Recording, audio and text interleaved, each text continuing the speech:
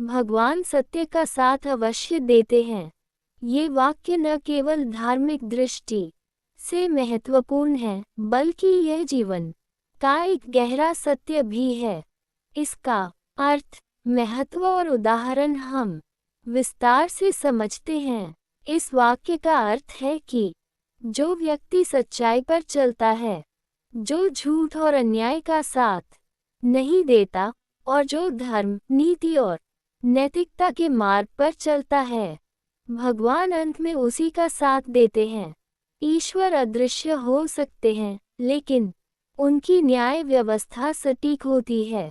भले ही सच्चे व्यक्ति को कुछ समय के लिए कष्ट झेलना पड़े, अंततः विजय उसी की होती है।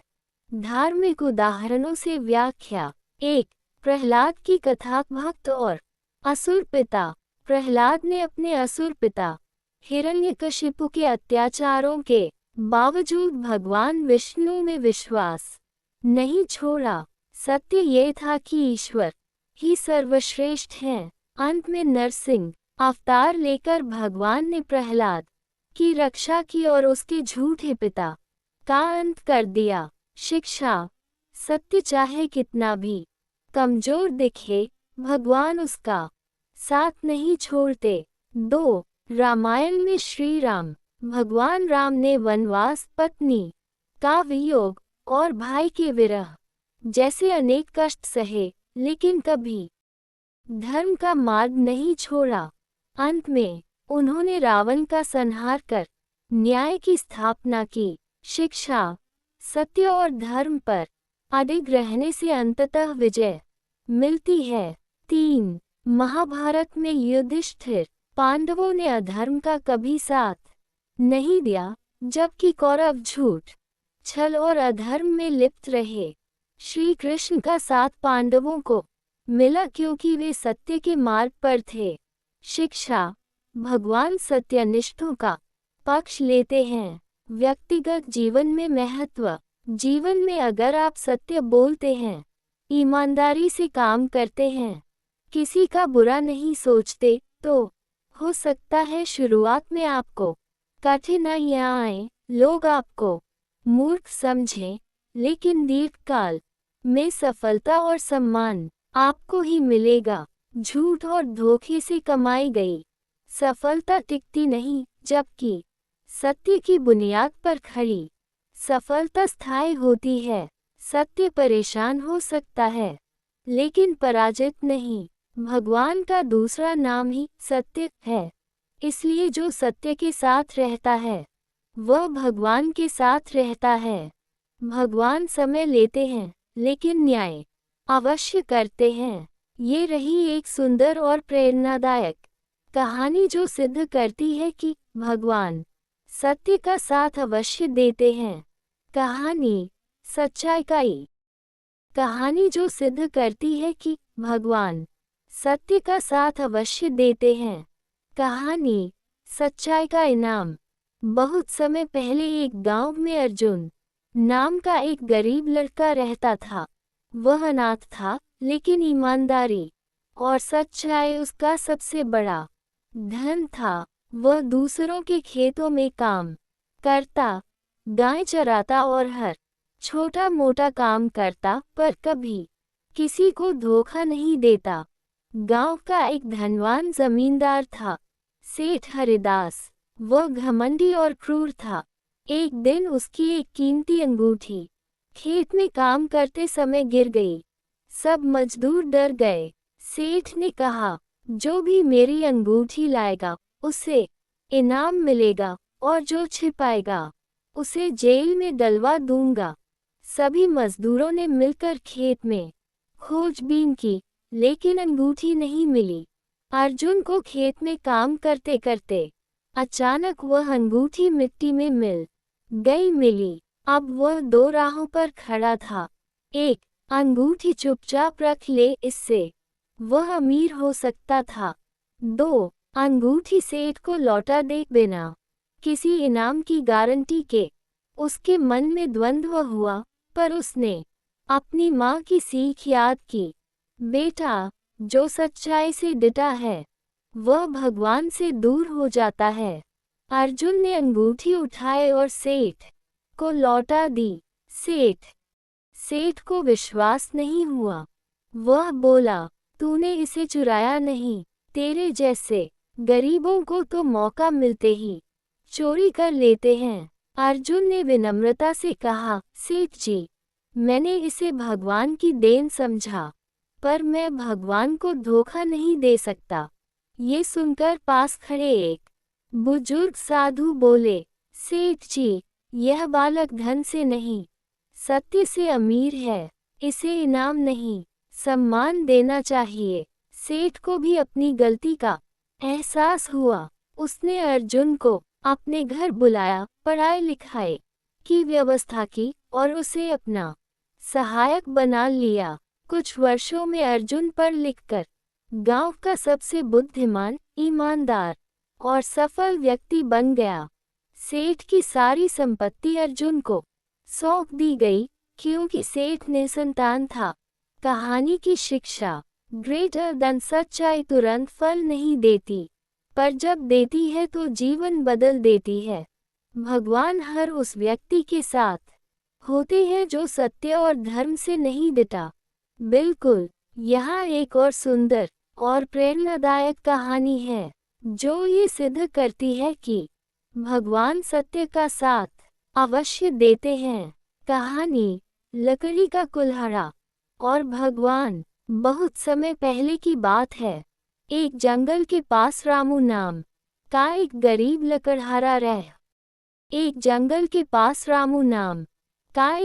लकड़हारा रहता था।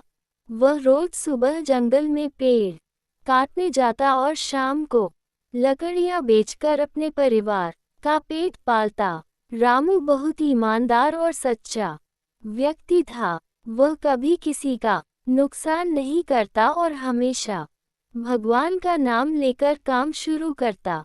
एक दिन रामू नदी किनारे पेड़ काट रहा था। अचानक उसका लोहे का कुल्हाड़ा हाथ से फिसल गया और सीधा गहरी नदी में गिर गया। रामू बहुत परेशान हो गया। कुल्हाड़ा उसके लिए बहुत जरूरी था, वही उसकी रोजी रोटी का साधन था।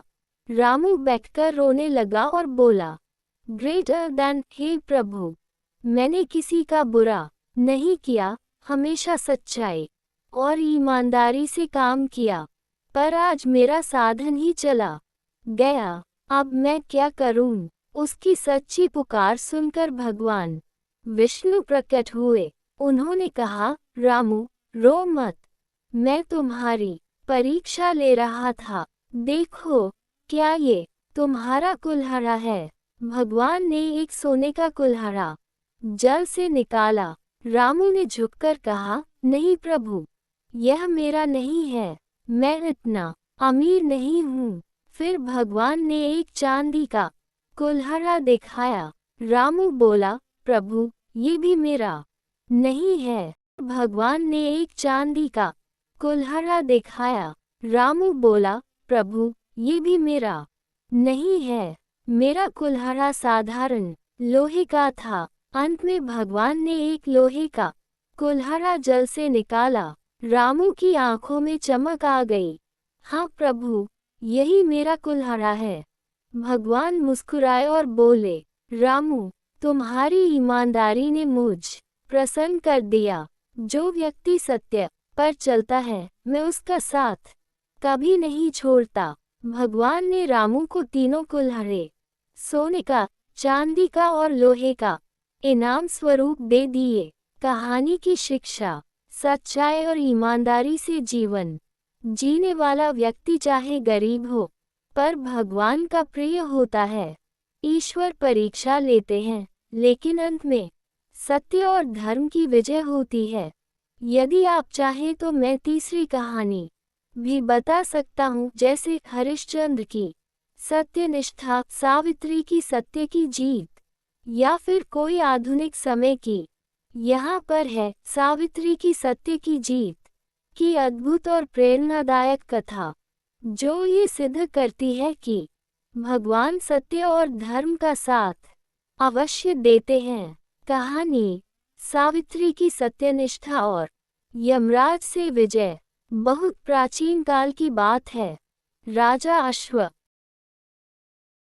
राजा अश्वपत और उनकी रानी को कोई संतान नहीं थी। उन्होंने कई वर्षों तक तप किया और अंत में उन्हें सावित्री नाम की दिव्य कन्या प्राप्त हुई। वह अत्यंत सुंदर, बुद्धिमती और धर्मनिष्ठा वाली थी। उसी कारण उसका नाम सावित्री रखा गया, जो सत्य और तेज की पुत्री हो। विवाह का चयन। जब सावित्री विवाह योग्य हुई तो स्वयं वर खोजने निकली। उसने एक वनवासी, तपस्वी और धर्मात्मा युवक सत्यवान को अपना पति चुना। लेकिन एक त्रासदी यहाँ छिपी थी। ऋषियों ने सावित्री से कहा, सत्यवान बहुत धर्मात्मा है, परंतु वह केवल 1 वर्ष ही और जीवित रहेगा। उसके बाद उसकी मृत्यु निश्चित है। लेकिन सावित्री अडिग रही। उसने कहा, यदि वह धर्म और सत्य का मार्गी है तो वही मेरा पति है। मैं उसके जीवन की अंतिम सांस तक साथ निभाऊंगी। विवाह और तप। सावित्री ने सत्यवान से विवाह कर लिया और उसके साथ वन में सादगीपूर्ण जीवन बिताने लगी। उसे दिन गिनने थे, क्योंकि उसे पता था 1 वर्ष बाद उसका पति उससे छीन लिया जाएगा। जब नियत दिन आया, सत्यवान जंगल में लकड़ी काटने गया। सावित्री भी साथ गई। अचानक सत्यवान को चक्कर आया और वह उसकी गोद में गिर पड़ा। तभी वहां यमराज, मृत्यु के देवता, प्रकट हुए और सत्यवान का प्राण ले जाने लगे। सावित्री का संघर्ष। सावित्री यमराज के पीछे पीछे चलने लगी। यमराज बोले, अब तुम लौट जाओ पुत्री। स्त्रियों को मृत्यु के देवता के मार्ग में नहीं आना चाहिए। सावित्री बोली, जहाँ तक मेरा पति जाता है वहाँ तक मेरी धर्मपत्नी की निष्ठा भी जाती है। मैं साथ रहकर कोई अनुचित नहीं कर रही। यमराज उसकी वाणी, तप और निष्ठा से प्रसन्न हुए। उन्होंने कहा, मांग लो कोई वरदान, पर सत्यवान का जीवन नहीं। सावित्री ने मांगा, 1. मेरे सास ससुर की दृष्टि लौट आए। 2. मेरे ससुर को राज्य वापस मिले। 3. मेरे पिता को 100 पुत्र प्राप्त हों। यमराज ने तीनों वरदान दे दिए। फिर सावित्री चतुराई से बोली, अब एक चौथा वरदान दीजिए। मुझे 100 पुत्रों की माता बनने का सौभाग्य दीजिए। यमराज ठहर गए। ये कैसे हो सकता है? जब उसका पति मर चुका है तब उन्हें अपनी बात वापस लेनी पड़ी और उन्होंने सत्यवान को जीवनदान दे दिया। सत्यवान जीवित हो उठा। यमराज अंततः बोले, ग्रेटर देन तुम्हारी सत्यनिष्ठा। सत्यवान जीवित हो उठा। यमराज अंततः बोले, तुम्हारी सत्यनिष्ठा, तप, बुद्धि और धर्म के प्रति निष्ठा ने मुझे बाध्य कर दिया। तुम सती हो और सच्चाई की साक्षात मूर्ति। कहानी की शिक्षा। धर्म, सत्य और निष्ठा में इतनी शक्ति होती है कि वह मृत्यु जैसे अटल सत्य को भी मोड़ सकती है। भगवान और देवता भी उस स्त्री पुरुष के आगे झुकते हैं जो सच्चाई, प्रेम और सेवा में अडिग होता है। स्त्री को कमजोर समझने वालों को ये कथा उत्तर देती है, नारी अगर धर्म और प्रेम में अडिग हो तो वह अमरता का वरदान भी प्राप्त कर सकती है। ओम नमः शिवाय दोस्तों।